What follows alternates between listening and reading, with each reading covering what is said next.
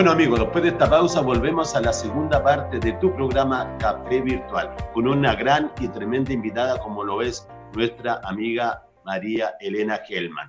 Bueno, terminamos la primera parte haciendo un resumen de la propuesta que tienen ustedes. Ya terminamos ese análisis. Me gustaría también escuchar de tu parte, el otro día escuchaba al economista de la Fundación Sol que indicaba que los fondos acumulados equivalían a 200.000 millones de dólares, ¿ya? Y que esos fondos estaban distribuidos en un 60% en lo que es el mercado local, ¿cierto? Con los grandes grupos económicos en diferentes porcentajes, y también hay un 40% que está invertido en el mercado extranjero.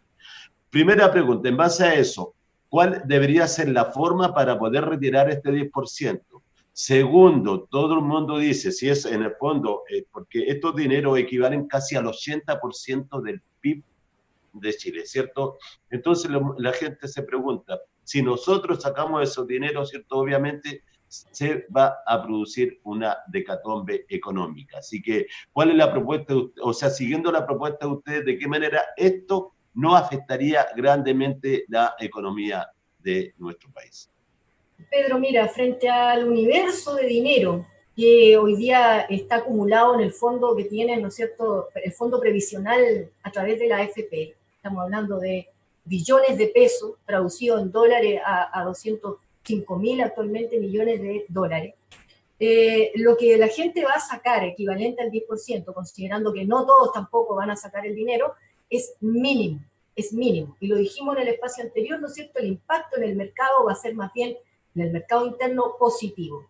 En la macroeconomía prácticamente no va a significar nada. Ahora, volviendo a la propuesta.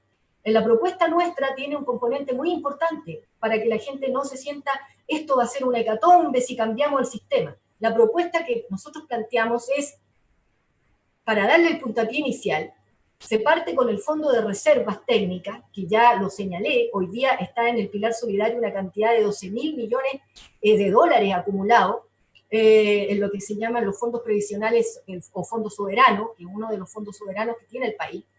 Y por otro lado, ¿no es cierto?, lo que mensualmente en un mes nosotros aportamos, trabajadores y trabajadoras, equivale a más de 500 millones de pesos, más de 500 millones de dólares, perdón, en el mes. Por lo tanto, ¿cómo empezamos este nuevo sistema? En forma progresiva, pero con el fondo de reserva más los 500 millones de dólares mensuales, que son la cotización número 1 que vamos a hacer en el primer mes del nuevo sistema. No estamos tocando estas inversiones que están en todas partes, que van a ir siendo recuperadas progresivamente en el tiempo, con el ritmo necesario para que no se provoque, ¿no es cierto?, un trastorno, un desequilibrio en la macroeconomía del país. Por lo tanto, eso está calculado, está pensado.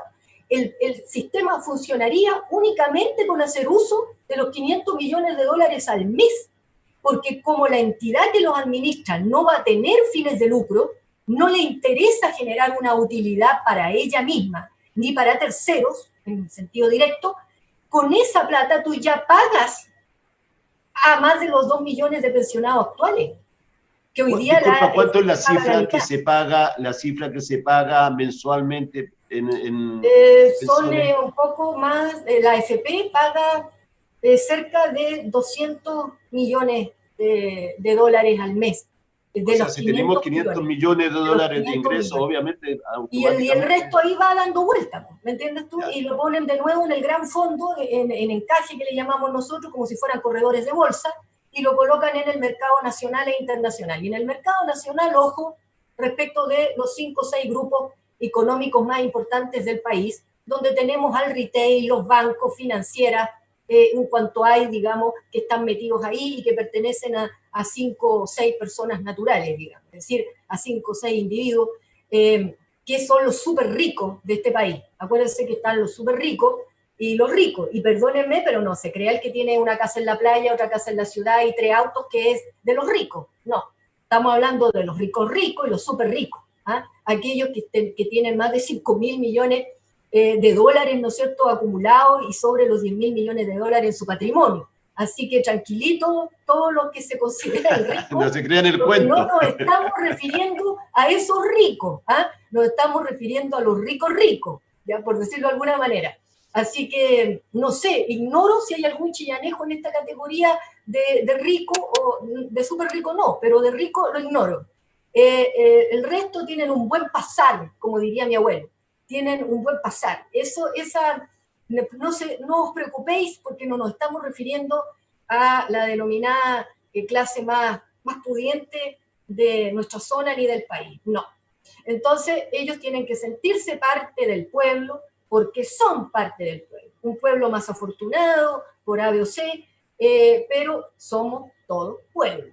Eso que quede claro. Entonces, nuestra propuesta tiene relación con un cambio del sistema que es progresivo y que termina produciendo una cotización tripartita, con aporte del trabajador, con aporte del empleador y con aportes del Estado en los casos necesarios en que no ha habido contribución de parte de las personas. ¿A qué me refiero? Estamos hablando de una cotización del 18% mensual. 9% lo colocaría el trabajador, baja en un punto, y 9% lo colocaría el empleador de aquí al 2027, en forma progresiva. Y como les digo, la garantía mínima sería el equivalente al ingreso mínimo mensual. La pregunta es, ¿qué pasa con mis fondos? Me los quieren quitar, como esta cuestión del baile, ¿no es cierto? El costillar es mío, me lo quieren quitar. Bueno, no es eso. A usted en el nuevo sistema se le reconoce todos los años que cotizó en el equivalente al dinero que tenía. Me explico.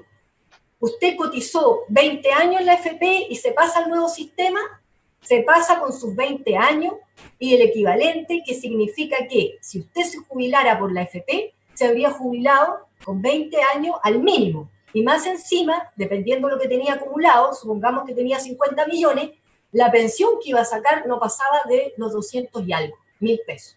En el sistema que nosotros estamos proponiendo, esa persona pasa con sus 20 años y si le llega la edad a los 60 o los 65, al jubilarse, tendría a lo menos una tasa de reemplazo prefijada, según los años de cotización. En este ejemplo, sería más o menos, en 20 años son el 60% de tasa de reemplazo, lo que significaría que se iría con una pensión, ojo, de más del doble de lo que la AFP le estaba ofreciendo en iguales condiciones. Más del doble. Entonces, ¿qué pasa con la gente que... Es una muy buena noticia. La gente que hoy día está pensionada miserablemente. ¿Qué haría el sistema con ello? Le completa la diferencia en justicia. Es decir, vemos la tabla, usemos el ejemplo de mi mamá. Mi mamá le carga que yo saque a mi mamá en estas cuestiones, pero voy a sacar a mi mamá. Mi mamá, ¿no es cierto?, que está en la jodida renta vitalicia, porque ella lo hizo, digamos, para poder tener un poquito más de dinero, porque en el retiro programado le calculaban menos. Entonces se fue a renta vitalicia. Incluyendo la gente con renta vitalicia, el sistema le complementaría, según sus años de cotizaciones, la diferencia económica que le está faltando. Mi mamá debería, en el sistema nuestro, por los 35 años de servicio que tuvo, ¿no es cierto?, no tendría un acceso a más del 80% de tasa de reemplazo en nuestro sistema nuevo. 80%. Sin embargo, a ella le calcularon con una tasa del 25%. ¿Ya? Todo el resto de la diferencia porcentual se lo pone el nuevo sistema a los que ya están pensionados, sea en renta vitalicia o retiro programado. Es decir, es una cuestión posible, calculada bajo parámetros estrictos, es decir, con la máxima inflación histórica que hemos visto, con el mínimo crecimiento del PIB, es decir, con parámetros económicos críticos. Y aún así, el sistema que yo les estoy planteando funciona. Yo no soy economista, estoy repitiendo lo que escuché, ¿no es cierto?, de Kremerman y otros economistas que nos han asesorado, exactamente. Así que hay una seriedad e invito a quien quiera a entrar en la página web del NOMA AFP, que es www.coordinadora de trabajadores y trabajadoras NOMA AFP, pero le puede poner NOMA AFP y va a salir, y ahí pueden conocer directamente la propuesta de ley que tenemos nosotros, y por supuesto perfectible, como todo en la vida, pero contundente y seria. Aquí no estamos en un voladero de luces, eso queda clarito. a la sola lectura del texto. Y lo otro es que habría un órgano autónomo de derecho público que administraría el sistema de seguridad social. En un principio sería el propio IPS, que la gente también lo conoce como Chile Atiende, el IPS, último baluarte de la seguridad social en Chile, que se potenciaría porque ahí está el funcionario y funcionarias capacitados en el tema de décadas, que conocen la materia, son especialistas, por lo tanto no hay que capacitar gente nueva, independiente de que se vayan a contratar más personas, obviamente, y que además tiene una infraestructura preexistente en casi, en todas las regiones del país y en muchas de las comunas del país. Así que ahí tenemos un potencial para evitar mayores gastos del órgano que habría que sumarle un consejo de administración donde existiría la participación de los trabajadores, que incidiríamos en qué se hace con nuestro dinero, y también, porque igual estos dineros se van a colocar en el mercado interno, nacional, para que produzcan una ganancia del fondo de reserva, y además se pueden invertir, además esos dineros, o colocarlos, por decirlo de alguna manera, en infraestructura vial, en hospitalaria, vivienda, como se hacía con las antiguas cajas, recuérdenlo. Había mucha inversión. Correcto. Que se hacía, ¿no es cierto?, de carácter colectiva y además en beneficio directo de los afiliados y afiliadas al sistema, según las cajas. Aquí esto María Elena, María Elena, mira, la verdad que el tema es muy apasionante, pero para todos aquellos amigos que quieran interiorizarse más de esta propuesta, de este proyecto, ¿cierto? Obviamente ingresan a No Más AFP y ahí van a encontrar todas las respuestas. Un tremendo tema, pero el 25 de octubre es una fecha pero muy importante. Y eso ya está a la vuelta de la esquina, no queda nada, ¿cierto? Donde vamos a tener nuestro plebiscito, donde vamos a tener la opción como ciudadanos, ¿cierto? La verdad que el otro día analizaba con un amigo que esto podría ser una constitución histórica, porque nunca antes, ¿cierto? El pueblo, ¿cierto? La ciudadanía se involucra en lo que es la Carta Magna. Entonces me gustaría, tú como que estás muy empoderada también con este tema, nos comentaras, ¿cierto? De este plebiscito, de las dos opciones que tenemos, ¿cierto? Obviamente aprobar una nueva constitución o desaprobar, ¿cierto? Y el tema de si qué es lo que es lo más conveniente, si la convención mixta constituyente o la convención constituyente. Así que micrófono abierto para María Elena Hellman para que nos comente sobre este plebiscito del 25 de octubre. Mira, Pedro, ayer yo estuve en un conversatorio online, ¿no es cierto?, con esta gente de Fuerza Común, que es un partido político incipiente que están organizando. Su presidente es Fernando Atria, y otras personas más que estuvimos en este conversatorio hablando de las condiciones en que en teoría debería realizarse el plebiscito del 25 de octubre, que ya fue pospuesto. Recuerda que lo teníamos para el 26 de abril, y por razones de la pandemia tuvo que ser postergado a la fecha de octubre. Y ya octubre nos está quedando corto, porque en Chile, por las razones que ya explicamos al principio del programa, la pandemia no tiene señales claras de estar disminuyendo. Tenemos rebrotes en algunas regiones, tenemos conflictos en la metropolitana, es decir, hay incluso en Ñuble días en que hay número de contagiados importante y otros días en que baja. O sea, es muy variable. En plena pandemia. Entonces, hablemos probabilísticamente, suponiendo que empezamos a dar de baja, ¿no es cierto?, el tema de la pandemia al mes de octubre, tendríamos unas condiciones, digamos, de cuidado, pero posibles de poder realizar. Ahora, lamentablemente, el Servicio Electoral no aceptó propuestas de haber hecho el plebiscito en 2 días. Ya se pronunció al respecto y dijo que el plebiscito iba en 1 día. ¿Por qué habían propuestas de 2 días? Para que no se produjeran aglomeraciones, ¿no es cierto? Que la gente se le dijera de tal letra a tal periodo del día, de tal letra en otro periodo, o sea, para tratar de hacer que la cosa no signifique aglomeraciones, ¿ya?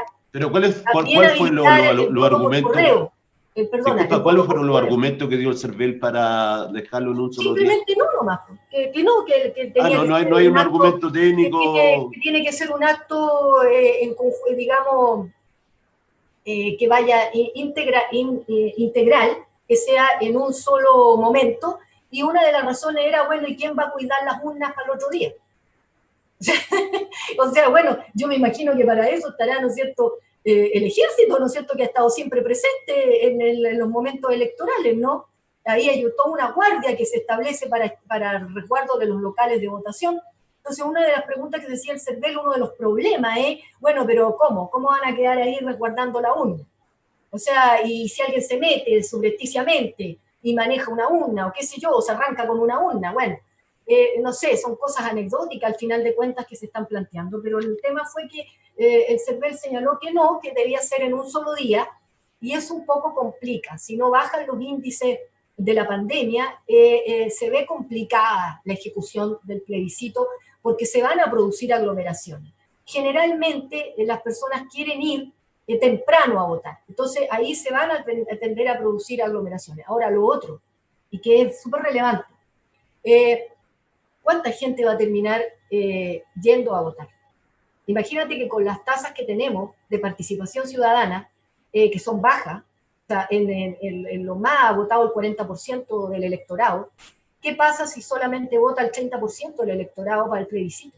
Que el plebiscito de entrada del proceso denominado constituyente es voluntario. En cambio, el plebiscito de salida, que está regulado en la ley 21.200, que la gente poco conoce la ley 21.200, y allá me voy a referir después, te dice que el plebiscito de salida es de voto obligatorio.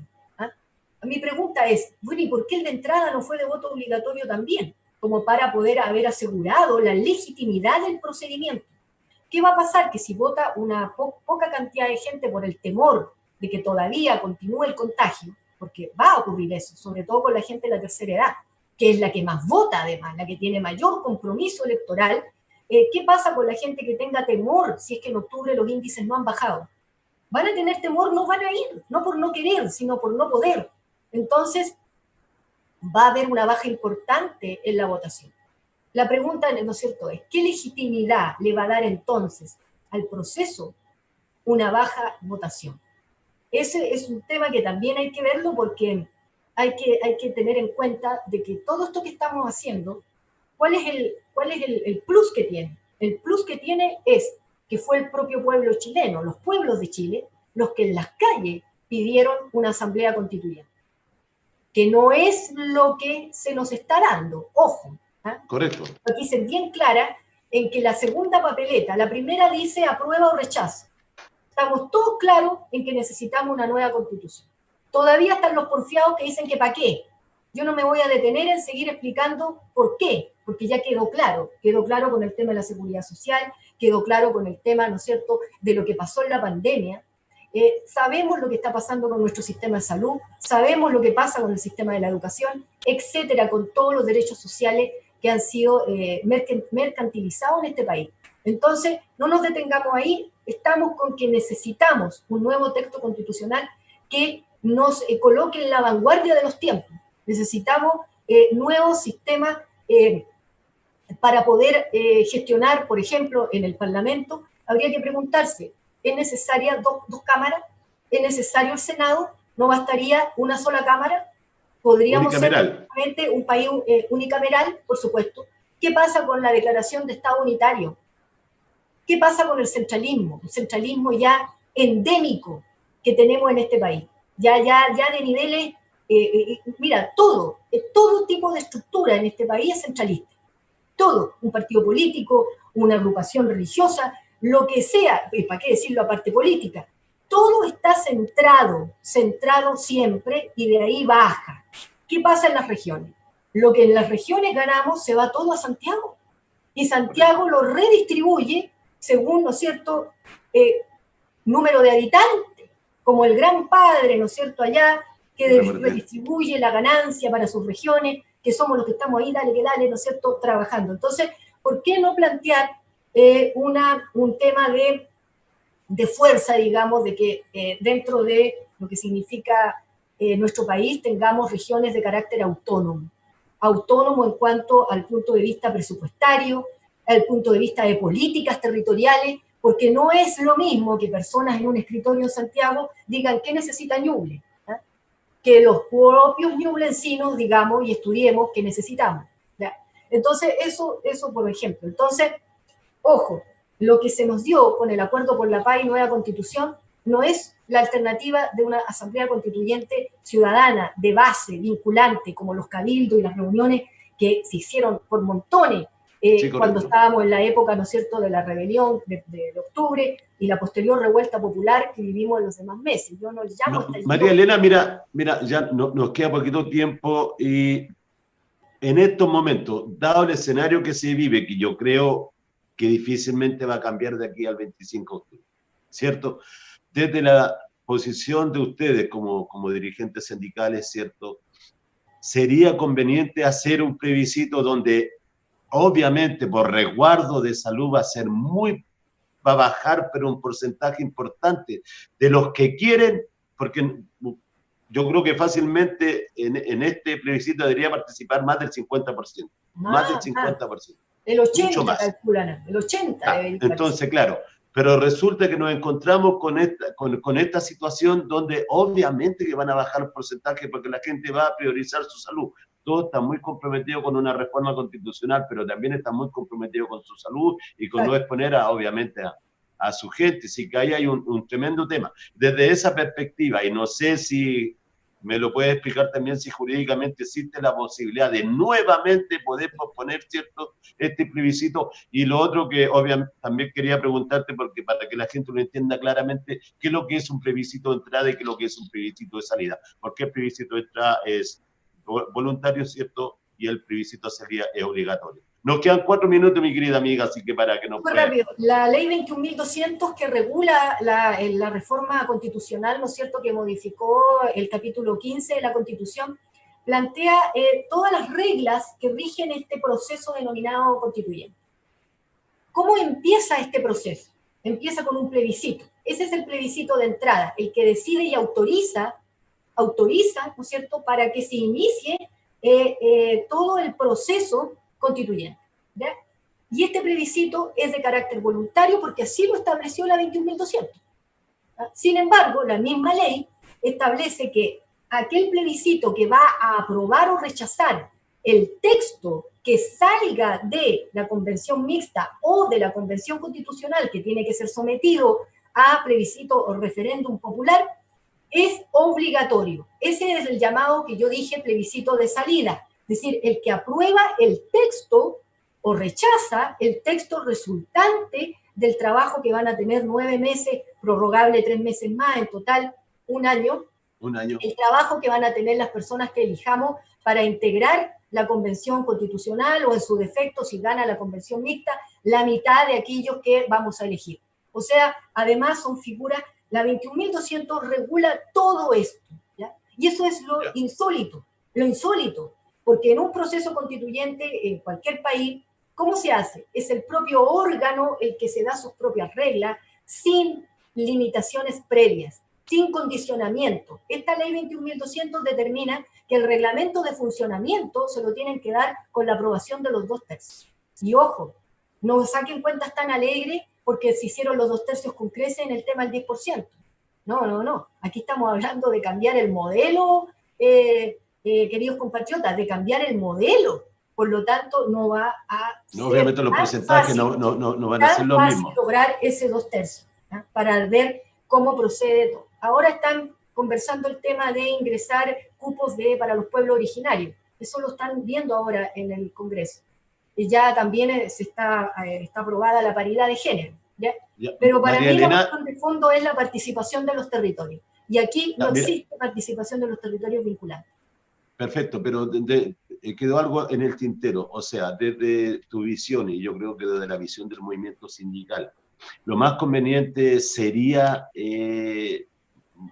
digamos, nuevamente entregar una nueva fecha para que tenga la mayor participación de la gente. Brevemente, ojalá que no, pero todo esto no depende de lo que digamos nosotros. depende de cómo vaya desarrollándose el tema de la pandemia. Si hay rebrote, si existe riesgo para la salud, sensatamente tendríamos que postergarlo. Pero sí vemos, digamos, con transparencia, no que se nos oculten los datos, o que se manipulen, como se ha hecho, ¿ya? Mañalich, ejemplo. Si vemos que hay, ¿no es cierto?, ese tema, bueno, entonces habría que hacerlo. Lo podemos hacer. Incluso podemos inventar formas de hacerlo cuidando la salud de las personas. Pero depende también del pronunciamiento del CERVEL. Y si la pandemia nos supera, bueno, habrá que postergar el ejercicio soberano para más adelante. Claro. Bueno, y asumiendo que el 2021 va a ser un año, pero total y absolutamente electoral. Sí. María Elena Hellman, la verdad agradecer como canal Ruta Ñuble, como programa Café Virtual, que nos haya acompañado, y te damos micrófono por 30 segundos para que entregues un saludo final, por favor. Bueno, yo, para los que me conocen, soy chillaneja de corazón. He hecho mi vida acá en la zona y creo que también he dado bastante de parte de mi vida en ciertas causas en las que tengo convicción completa. Primero, ¿no es cierto?, que tenemos que cambiar y merecemos como pueblo chileno y como los pueblos que nos integran en este país, un sistema de previsión social real, que permita tener pensiones al término de nuestra vida activa, que sean dignas, que tanto se dice de esa forma, pero yo lo voy a decir de esta forma. Así como tú vivías cuando trabajabas, no tienes por qué convertirte en algo distinto cuando estás viejo o vieja. Tenemos que mantener nuestra calidad de vida, o aquel que lo pasó mal, incluso por qué no mejorar su calidad de vida cuando llega a la vejez. Ese es un derecho humano, no lo olviden, es un derecho humano la seguridad social. Que en este país sea otra cosa, ese es otro tema. Eso por un lado. Y por el otro, participen del plebiscito, participen. Hay que ir, hay que votar y hay que votar a prueba, porque también necesitamos más que nunca una nueva constitución. El pueblo chileno y los pueblos de Chile se lo han ganado en la calle, se lo han ganado en el trabajo cotidiano, en el sacrificio permanente de hombres y mujeres, niños y niñas, jóvenes, viejos. Todos nos merecemos tener un nuevo ordenamiento jurídico fundamental que ampare los derechos sociales, culturales y económicos que hoy día han sido conculcados en un sistema que heredamos desde hace más ya de 40 años. Así que en ese sentido los convoco a participar y a creernos, ¿no es cierto?, que tenemos el poder constituyente en nuestras manos, que como pueblo soberano podemos decidir nuestro futuro en equidad y en justicia social. Muchas gracias, María Elena Hellman. La verdad que pasó una hora, pero súper rápido, con grandes temas, como es obviamente el sistema de AFP y este plebiscito del día 25 de octubre. Así que muchas gracias, María Elena Hellman. Por ahí me quedó una pregunta en el tintero, la he visto en alguna encuesta, pero bueno, eso va a ser para una próxima oportunidad. Mis queridos amigos, gracias por participar en este nuevo capítulo de Café Virtual. Si Dios así lo permite, nos volveremos a encontrar en 7 días más.